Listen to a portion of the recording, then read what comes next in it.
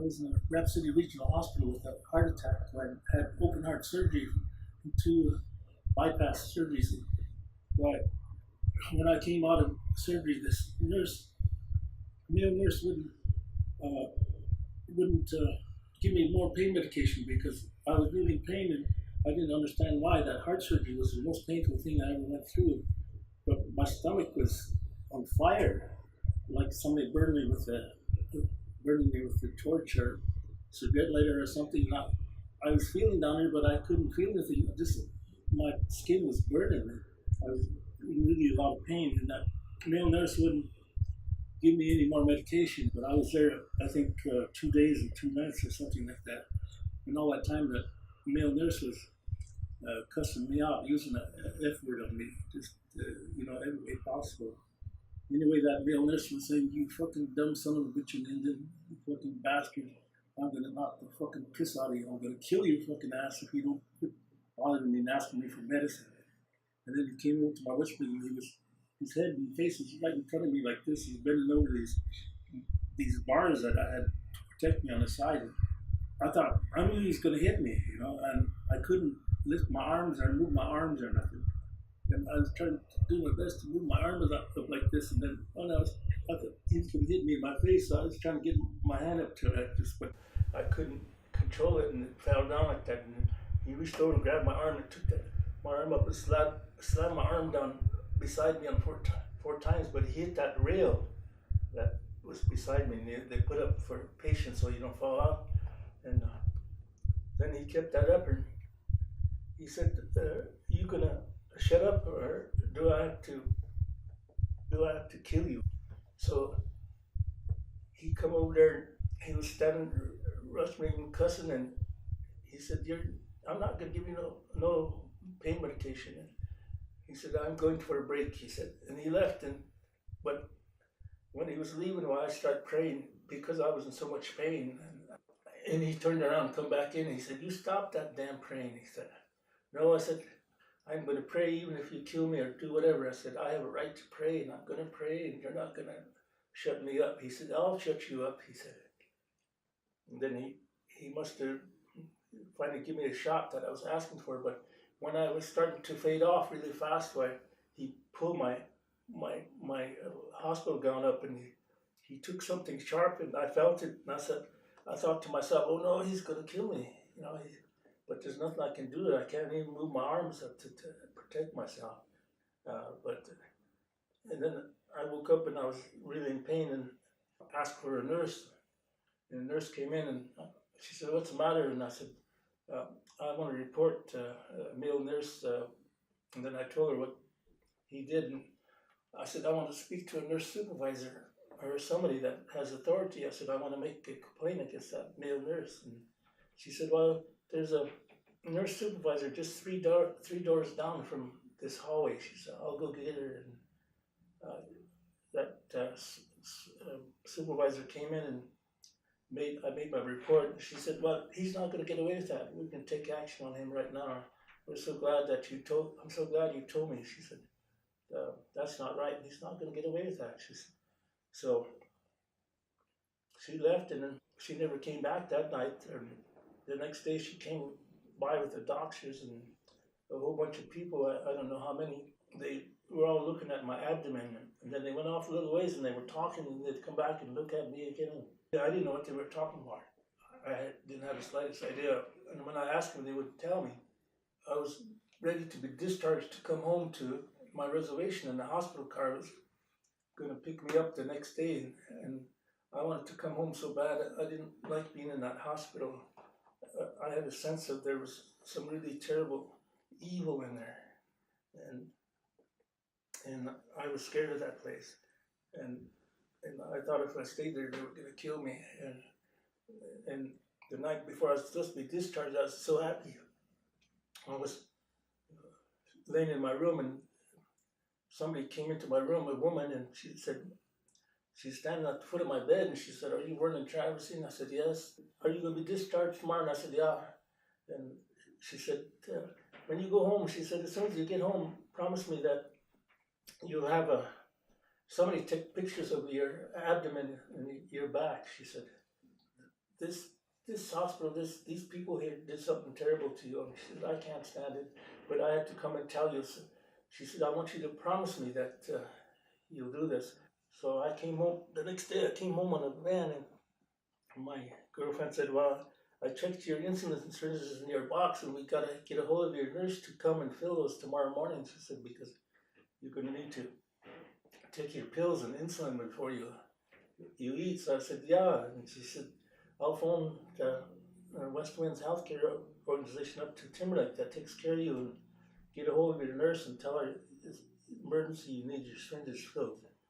So she did that, and they told her the nurse will be down there first thing in the morning. And the next morning, she was here right away, about around 9 o'clock, and she came in and she started filling my syringes and medicine box. And while she was doing that, I told her about that woman. I said, that woman told me I need to have somebody take pictures of my abdomen. She took me over to the window. I'm blind, and she said, stand right there. She said, and I stand in front of the window, and she pulled my shirt off, and all of a sudden she screamed just as loud as she could, my God, my God. She started saying, my God, my God. And here, she said, it looks like somebody took a knife and cut you over 30 or 40 times on your stomach. And you have a stab wound on your left side. She said, I gotta telephone my supervisor and ask her what I should do. So she called her supervisor, and her supervisor said, call for an ambulance and take him to the emergency room and go with him. She said, this Indian Health Service doctor came in, and when she seen those wounds, she said, somebody has either branded you or took a sharp knife, and you have two giant K's on each side of your rib cage, and you have a smaller K in your abdomen, right on the top of your abdomen there, that it looks like a handwritten K, and then you have some letters beneath that too. She said, it looks like an I and an O and an N beneath that middle K. She said, but they're smaller, but you have three large K's. And she said, my pastor and my girlfriend was in there, and the nurse was in there, and she said, I've never ever seen anything like this. My God, she said, this is torture. She said, no human being should have to go through this.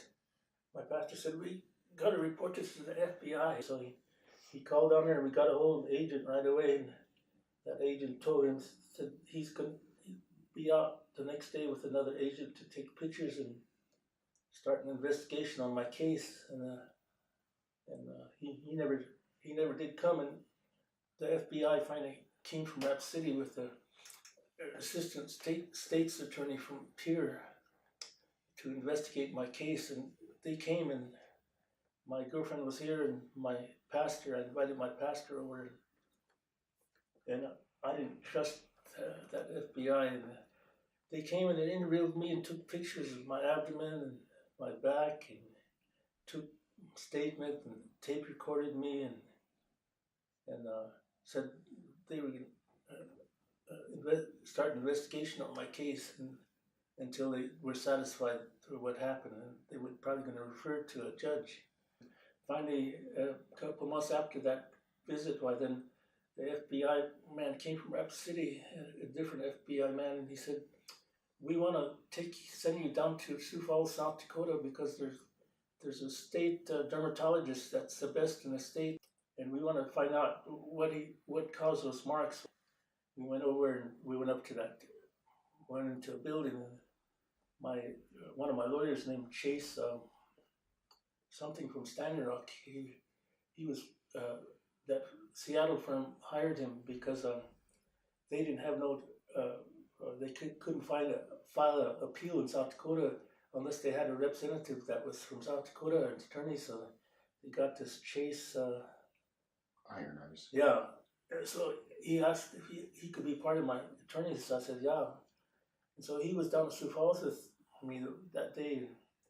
We went into that examination room. He done an examination for about 40 minutes, and I was really tired. He took x-rays, and he was examining me, and then when he got through, he said, now I'm ready to tell you what I know has happened. You've been branded with what I call a cauterizing iron, and this is what has been used against you, he said. But he said, I'm it, the second, the secondary thing that might have been used against you was a surgeon's scalpel. He said that really sharp knife that they used to operate on you with. He said those letters below those 3Ks. He said those look like they were done with a scalpel or super sharp knife. The I and the O and the N that was below this one. The, the, the middle K was about right here, and it was kind of handwritten, and the two large Ks were right here on the side. Literally branded to you, he said. And he said, this is the most horrible thing I have ever seen. He said, I've seen a lot of stuff in torture and other different forms that he said I've never seen where they would do that to any human being. He said, and he said, I'm so disgusted. He said, I don't know what to do. I think he said, I'm going to need time to think about this. And that Chase Ironheart said, he said, could you possibly be our witness to what you told us and what you're going to write? He said, yeah. He said, I'll gladly be a witness. He said, because of this, he said, I want to be there. He said, I want to tell the judge exactly what my report is. And then he told the FBI and my lawyer and me that he would give us copies. And it said on there that he believed that it was done with the cauterizing those 3Ks. And then when we had court in Rap City, he was there. My three attorneys were sitting beside me on a table, and that Iron Eyes was sitting on the right-hand side of me, and the judge brought this jury in, but the judge said, this trial has been going on for close to 4 years, he said, and I'm tired of it. And he said, I know this Mr. Traversie is probably tired of it too. And he's old and sickly, and I know he's tired of waiting. He said, so I'm going to ask you, the jurors, for your statement now, whether you want to serve on the jury or not. And each and every one, all 13 of them told the judge right in front of him, said, we're prejudiced against Mr. Traversie here. We don't believe that the hospital would ever do anything like that to anybody. And we have friends and relatives that work there and are working there now. And so we each and every one of them asked to be excused on the grounds that they were not only prejudiced against me, but they had friends and relatives working at that hospital at that time, or there was even 3 or 4 of them that were retired from that hospital. We asked to be excused from this jury. All 13 of them said that, but that judge said, no, I'm going to ask you to be patient here. He said, and I'd like to ask you to at least give this Mr. Traversie the benefit of a doubt. He said, because you're the last jurors. He said, I don't want to postpone this for another year or so to get a different jury selected. He said, and he said, so I'm going to ask each one of you, I have to receive your deal officially. And each one of them told him about the 3rd time, said, we're prejudiced against this Mr. Traversie. We don't want to be, we asked to be excused from this jury. We don't want to be here. And that judge, when they all went through that, he said, I make the judgment here. He said, you guys are now the official jury. He said, I want you to retire to the jury room. He said, in 15 minutes, and then come out and be ready to resume or start our case. Our main case was against that male nurse. And here they put a male nurse up there that I never ever talked to in my whole life. And he had the same name as that male nurse that attacked me. And this male nurse gave testimony. He said, I know this Mr. Traversie. This Mr. Traversie was a patient of mine, and I never ever once abused him or said anything to him wrong. And my lawyer said, that's not that nurse that we interviewed before, in pre-trial. They said, we were in Rap City and we investigated all the people that we could, and we talked to that original male nurse, and this male nurse is not that one. So that all of those witnesses, they got up there, they were all false witnesses, every one of them. And my witnesses, they only asked for a few questions. They took the dermatologist and they took my home health nurse that took the first pictures, and that's all they allowed as the witnesses. And the tribal, I mean, the Native American newspapers in Rap City, that I think there was 2 or 3 at that time, and they made a request to be at that trial, and that judge denied it. Instead, he only let in one white newspaper, the Rap City Journal, and he didn't allow any. He said he wasn't going to allow any Native Americans in a courtroom because he said there's potential for them starting trouble. So, but that regional hospital brought in 20 or 30 people that were sitting right behind me, and they didn't have no business sitting in there. So the only Native Americans in my trial was me and Chase Ironhawks, my lawyer. But and I was waiting for my attorneys to say, you know, that they should have objected to that judge allowing that jury to take court when they all said they're openly prejudiced against me. And I kept telling my attorney, I said, why don't you guys say something? I said, I'm not dumb. I said, but I at least have enough smarts to know that you should be objecting to this. I said, you should ask for a different jury. I said, that's against the law to let that jury take place like that. I said, it's a kangaroo jury. I said, it's a kangaroo court. And I said, I know I'm not going to win now. I said, so I'm going to start praying. I said, I prayed all the rest of the time in the court, and I listened to all these false witnesses give false statements. I had never ever talked to them before in my entire life. And they had different supervisors, completely different people. And my attorneys knew that, and they wouldn't object or nothing. So I lost that court, and I should have won that because my witnesses were the best and everything. And I had pictures, you know, of my case, and I had doctor statements and police statements and everything you can think of. So I never ever thought this federal judge would probably some sort of a hidden racist himself.